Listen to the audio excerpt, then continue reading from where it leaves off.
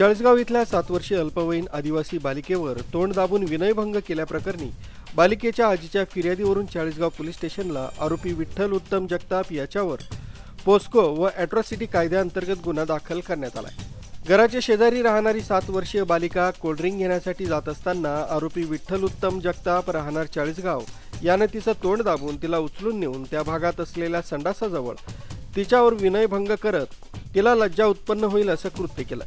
या बालिकेने आरोपीच्या ताब्यातून आपली कशीबशी सुटका करून तिथून पळ काढला।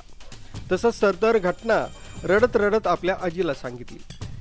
आजीने चाळीसगाव पोलिसात सदर घटनेची तक्रार केली असता आरोपी विठ्ठल जगताप याच्यावर कलम 8(12)(3)(1) भारतीय न्याय संहिता 23(140) अॅट्रॉसिटी प्रमाणे गुन्हा दाखल करण्यात आला असून पुढील तपास सुरू आहे। दीपक जाम, चाळीसगाव स्पीड न्यूज, चाळीसगाव।